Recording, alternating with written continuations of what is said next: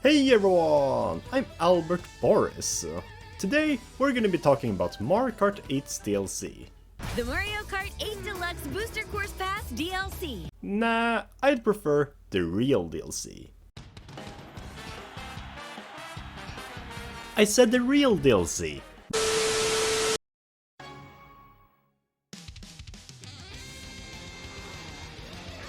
Perfection. Yeah, Mario Kart 8's original DLC on the Wii U. This is something I don't really see a lot of people talking about nowadays, so I thought it could be a fun little thing to look back on. These days, we're all so caught up with the Booster Course Pass that we've almost forgotten what it was like when Mario Kart 8 didn't have any DLC. Back when the course selection looked like this, and the character roster like this, and the battle stages like, you know what, let's not even think about that. But yeah, I still remember how hyped I was when I learned that Mario Kart 8 would be getting DLC. Two separate crossover packs, consisting of 2 cups, 8 courses, 3 characters, as well as some vehicle parts. Okay, there's a third pack consisting of Mercedes-Benz carts too, but come on. So I thought I wanted to look back at Mario Kart 8's first DLC and rank the 16 courses from it. It's been a while, so let's see how well it holds up almost 9 years later. With all that being said, let's get started. In last place, we have perhaps one of the simpler courses in this pass, Excitebike Arena. Yeah, this probably wasn't a huge surprise. This has always stuck out like a sore thumb to me compared to the rest of the tracks. For the most part, the DLC cups in this game follow a very strict but balanced pattern. The first 2 courses are retros, the third slot is an average nitro, while the final course is a crossover, either F-Zero or Zelda/Animal Crossing. Well, the Egg Cup is the exception to this rule, where the second retro is also a crossover track. Unfortunately, it's also an overglorified oval, where all you're doing is tricking off ramps for almost 2 minutes. It's based off of the original Excitebike game on the NES, where you're pretty much doing this exact thing, so on one hand I can definitely understand the faithful aspect, and I do respect the course for what it's trying to accomplish. Does that make it more fun than 15 other more unique courses though? Sadly, not for me. It's fun for what it is, doing all sorts of tricks and off-road cuts can be satisfying, but it definitely gets old after a while. It's cool how there are over 200 randomly generated layouts for the track, but the theming and layout is so mundane that I didn't even notice it until someone pointed it out. So yeah, not a bad track by any means, but definitely the weak link for me. Wii Wario's Gold Mine is in 15th place for me. This just makes me sad. Excitebike Arena may have been in last place, but it's not the track I have the worst things to say about. If it wasn't for the fact that I really like the concept of racing in a mining village and the original track in Mario Kart Wii being my favorite course of all time, I wouldn't have been as nice. The entire track just has a really depressing and dystopian feel to it, with the red haze illuminating over the course, and the quiet, emotionless music. I mean sure, the original wasn't necessarily a paradise, but at least it had energy. Gameplay wise, it's more interesting than Excitebike, but it's still not very good. It has probably the single worst use of anti-gravity out of any track in my opinion. Tilting the road is one thing, as unnecessary as it is, but why does colliding with minecarts give me speed boosts? Not only does it remove all the challenge, there's no risk in taking the shortcut anymore. Half-pipes, I can see why they were removed, since they weren't in the game anyways at this point, but why is there a wall between the inner and outer roads? And why did they block off the useless out-of-bounds rail? That was my childhood, literally. I don't hate this track, it's a bad remake, ruining a lot of what made it so appealing, but in the end, it's still Wario's Gold Mine, which by itself has a more interesting concept and gameplay than whatever this is. Even if, personally speaking, we should have just gotten Shy Guy Bazaar instead. That course should not have been scrapped. Let's just move on so I don't have to think about it. Next up, we have the first Rainbow Road ever made. Or well, a remake of it. Why does this track have 5 remakes? There's not really much for me to say about this track. Being the first Rainbow Road, it's obviously much more simple than the rest, only consisting of a couple of turns on a flat surface and some rainbow twomps. The only thing that's changed in some of its more recent incarnations is the addition of ramps in a few spots, plus it's wider so you don't fall off as easily. Obviously, there's no way I'd be able to put it above some of the other gems in this DLC, but it does have its charm. It definitely pops out visually, both the rainbow itself, but also the fact that it appears to take place above some lake at night. It's a neat change, and the new remix is pretty beautiful. It's still a bit of a generic course, but it's a very appealing one, putting it above the two we just talked about, even if I'm not sure how to feel about the Rainbow Road being in the second slot. Oh well, it was never that magnificent anyways. Moving on. So, moving on to number 13 is perhaps my most controversial placement on this ranking, Mute City. Yeah, I'm sorry, but I've never really liked the F-Zero tracks in this game as much as everyone else seemed to. They're not bad courses, but even as someone who played a bit of F-Zero X growing up and is loving the new F-Zero 99 game, its courses just don't really appeal to me in Mario Kart form, Mute City in particular. Wait, if it's called Mute City, shouldn't all music be muted on the track? Okay, I know mute stands for mutant in this regard, but still. But yeah, I think the biggest problem with Mute City in this game for me is the fact that there's just not a whole lot happening on the map. And that's ironic. You're mostly just rushing past the road, taking speed boost after speed boost. There are so many details in the background, but you barely get to interact with any of it, as you're mostly just restricted to this figure 8 of a road in the sky. And truth be told, the color scheme doesn't really do it for me. Bright purple and grey just makes for a kind of toxic feel, which I guess is the point of F-Zero, but that doesn't mean I like it. It's still a pretty fun ride. Speeding past everything is pretty satisfying, and I love how going on the bars that would normally refill your vehicle's health will now fill up your coin counter. Overall, my inner F-Zero fan definitely feels a bit of nostalgia for it. It's just that some of the other courses on this list are a bit more engaging than just speeding on some road.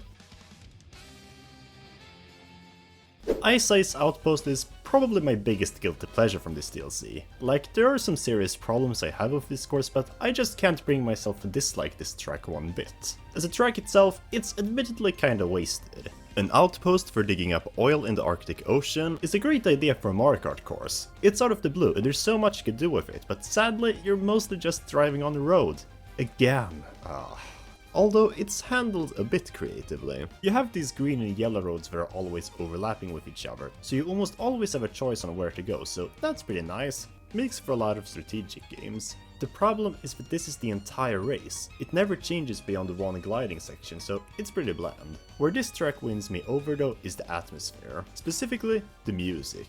It's so cheerful and fresh that it always puts my mind in a better place whenever I listen to it, even when I play the course. And for all its faults, I have to compliment its shortcuts for actually being pretty difficult to pull off, even if it's as a result of the ice physics. I'm always incentivized to at least try them to get better. But yeah, as it turns out, atmosphere can do a surprising lot to make a track more appealing to me, as long as the layout isn't complete garbage, and this track's layout is at least okay, even if it could have been better. What did become tremendously better though since its first appearance in Mario Kart Double Dash was Baby Park, the original oval track. Okay, Sky High Sunday is still my favorite track in this trio, but it's safe to say that 8's version of Baby Park really knocked it out of the park. It's still just an oval, but like with Ice Outpost, the atmosphere makes all the difference. The layout is the same as it's always been, but now you can actually see the crazy stuff that's happening in the backdrop outside. Roller coasters, Ferris wheels, it's insane how much detailing was put into it. Oh, no, not Baby Pink Gold Peach. But yeah, it makes the track feel more alive. However, the background isn't the only thing that's gotten more chaotic. So has the gameplay. Partly because there are 12 racers now as opposed to 8, but also thanks to a lot of other details. The music will now slowly speed up over the course of the 7 laps, slowly raising the tension, and the addition of grass shortcuts at the edges also gives you more opportunities. It also helps if the map has been tilted down by about 45 degrees, so it always feels like you're on a never-ending roller coaster. Just what a wild track, and to think that I ended up having more fun with this than several more complex tracks is a steady feat. I mostly just can't believe the first course from DLC Pack 2 on this ranking ended up further ahead than over half of the first wave's courses. With that said, however, the other GameCube course in this DLC, Yoshi Circuit, is still a bit more fun to play in my opinion, although the difference in quality is definitely much more narrow this time. This is pretty much the opening course to the entire DLC, starting the Egg Cup.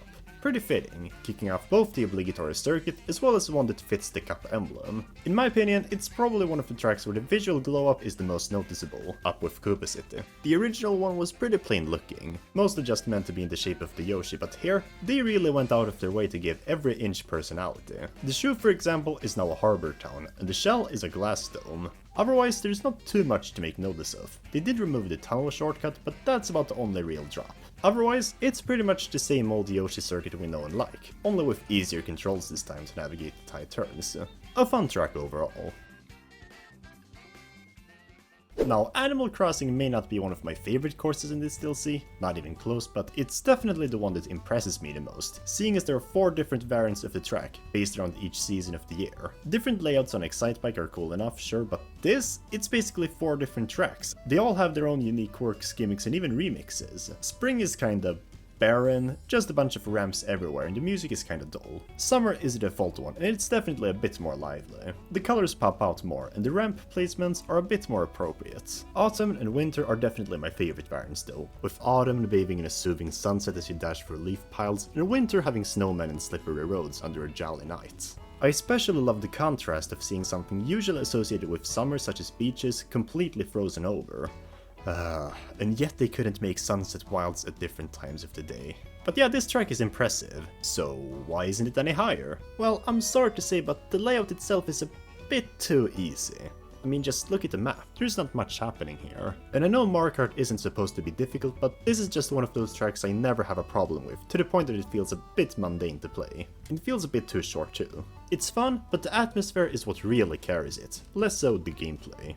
A harder and longer track could have perhaps cracked a higher spot on the list. Big Blue is, no doubt, the superior of the 2 F-Zero tracks in this game. It's not quite top 3 material, but I definitely wouldn't have any qualms about playing it if I had to. It still largely has some of the same problems as Mute City, such as the fact that you're mostly just driving on the road, but I can definitely appreciate the bigger effort that's been put into it. I already find Big Blue setting to be a lot more appealing than Mute Cities on the whole, with the vast blue oceans and all. Yet again, I wish we could interact with it, but visual stimuli is at least something. The biggest difference is the fact that unlike Mute City, this is a section track, which allows the developers to get a bit more creative since they don't have to restrain themselves to a loop. Which gives it quite a few more engaging elements such as conveyor belts, niftier shortcuts, running water, and even this neat gliding section. It definitely feels more like a journey, even if the final lap is kinda underwhelming. Speaking of which... you can't say no to that, and I'm honestly surprised that it wasn't included in Mute City. Without a doubt, this is a better translation of F-Zero track in Mario Kart, and a more than decent finale to the original Mario Kart 8 DLC. Wild Woods. I love anything forest related, so naturally I'd have some bias for this track. To be honest, I don't know if it's just me, but this is one of the shortest feeling Mario Kart tracks of all time, and I'm not even sure it's that short, it's just that all sections seem to go by so fast. Although unlike something like Animal Crossing, I feel like it's all a bit more engaging and lively. You've got branching paths in the trees, a glider through a treetop village, rushing through running water inside a tree, and lastly, hopping over lily pads on a lake. It's all super fun, even if the sections feel like they end before they even started. Personally, Wild Woods also has one of my favorite uses of anti-gravity. It may not be the most clever use, but I love the way the starting line is tilted upwards so that you can see the treetops in the far distance. All in all, it's just a really atmospheric track with lots of fun gimmicks and quirks to play around with. A better pacing is the only thing that could have put it higher. I cannot believe I'm saying this, but for the longest time growing up, Dragon Driftway was actually my least favorite course in this DLC. Yeah, worse than Excitebike or Rainbow Road. I hated how desaturated everything looked, I hated how there were no road hazards, and I thought the music was just kinda irritating. Now, fast forward about 8 years, and I cannot believe it almost made it into my top 5. If racing inside of a giant statue of Gobblegut from Mario Galaxy isn't neat, I don't know what is. I love how twisty it is and how many tricks and turns you have to make. There may not be any road hazards, but sometimes an engaging layout is all you need, see Sydney Sprint. And yeah, the track is a bit desaturated compared to others, but it kinda works because you're racing high up in the mountains at sunset through various temples. I love how many references there are to Kung Fu Panda, and I especially love the music. I honestly can't quite put my finger on it, but it's probably my favorite tune in the entire DLC. I just love how it somehow perfectly encapsulates the feeling of twisting around the giant dragon. It's all so frantic, and I can't believe that I once considered this to be the weakest point of the DLC. What was wrong with young me? Your opinions are rubbish. Let's just move on to the top 5 now. Hyrule Circuit is by far the best crossover map from this DLC in my opinion. Honestly, it's the only one that really works well as a Mario Kart course. The other crossover maps aren't bad, but often it felt like they sacrificed the good game design in favor of nostalgia. Like Mute City for example. Really, it's just a road and dash panels, and I grew up playing F-Zero. Meanwhile, I've never played a Zelda game in my entire life, and yet I find this to be one of the most enjoyable maps, as the gameplay is actually pretty creative. It's already an epic finale to the first DLC pack, with the medieval castle setting, but it also added a bunch of other neat details. The coins are now rupees, which, let's face it, they're better. Even if I didn't know they're the currency from Zelda, green is just more beautiful than yellow, and the sound they make is more satisfying. Although the most neat gimmick has got to be ramming into 3 separate anti-gravity spinners on the way down to the castle to open up a ramp shortcut through a sword. It can actually be quite difficult at times when you have to be so precise, and it just makes the track all the more engaging, like the cloud in Yoshi's Island. This is how you make a crossover track. Actually interact with elements and not just race past them. I don't really have any complaints, it's just that the tracks coming up now are even better. This is probably one of the tracks I have the biggest love-hate relationships with. 3DS Koopa City. 3DS Neo Bowser City. No, Koopa City. It literally says Neo Bowser City in the game. Whatever, I like the European name better. It sounds a bit less dystopian. This track is gorgeous. It's arguably the prettiest course in this DLC.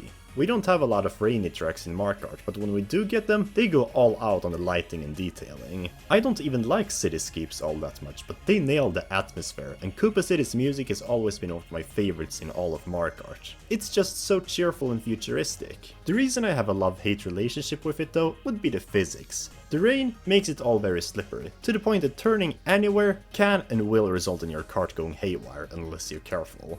I can't recall how many times I'd fall off the double 80-degree turns, or collide with a wall. It was especially a problem in Mario Kart 7, but in Mario Kart 8 it's much more manageable. And although I still regularly find myself on a collision course, it usually feels more like my fault in the games this time. You can thank brake drifting for that. It's always been one of the more memorable tracks for me growing up, and I always enjoy zooming through the urban landscape, as long as it's not on 200cc. My god, that's awful.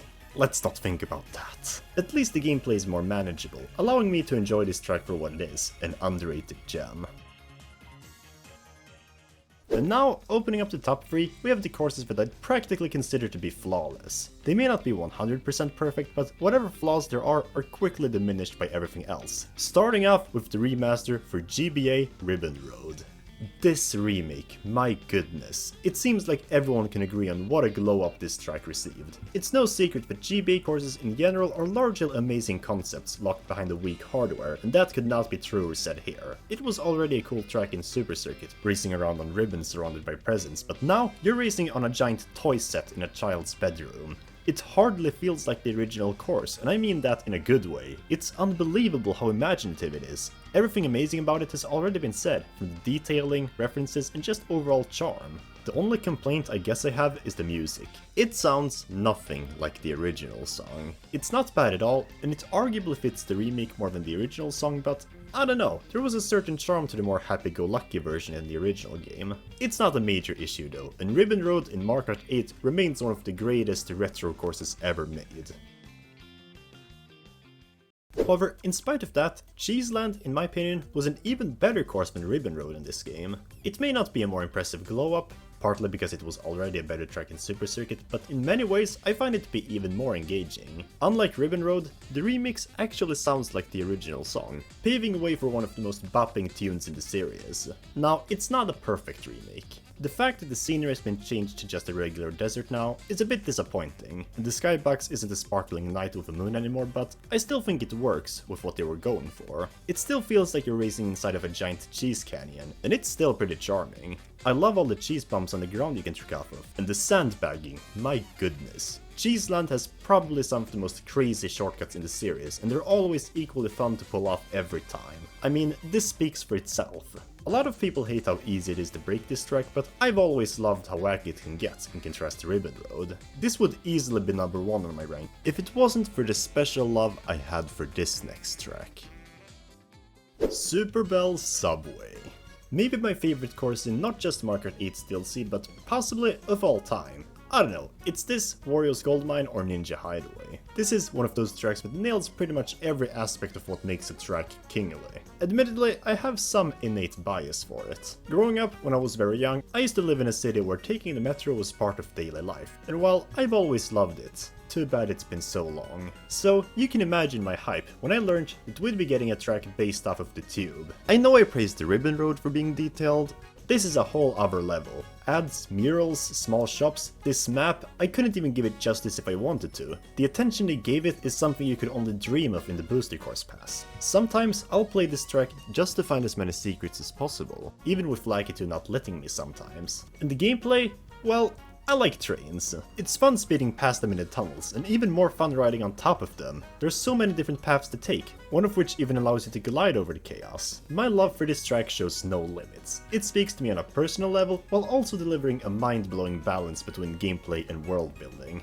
Without a doubt, this is my favorite course in Mario Kart 8's original DLC. And that was it for my ranking. It was fun revisiting Mario Kart 8's oldest instance of DLC. It certainly aged well, more so than the Booster Course Pass will, although the quality definitely varies from track to track, and it's not super consistent. I was never the biggest fan of the first wave, and besides seeing Dragon Driftway in a new light, most of it still ended up in the bottom half of my ranking. Overall, the first pack was just not as ambitious or creative as the tracks introduced in the second pack. Fun fact, the Egg Cup is the only cup in Mario Kart 8 Deluxe without a single glider. I do slightly prefer the Triforce Cup because even if it's far less consistent than the Egg Cup, it's a bit more wild in its execution, making for a more memorable experience. I mean, Rainbow Road is a second slot. But safe to say, they both pale in comparison to DLC Pack 2, where every track is brimming with color, chaos, creative ideas, and fun gimmicks, with the Bell Cup in particular standing as one of my favorite cups in all of Mario Kart 8 Deluxe. But what is your ranking of these tracks? Did you agree with me or not? Let me know down below, and make sure to like, share, and subscribe to my channel as I talk about everything Mario related. With all that being said, I'm signing off. Until next time.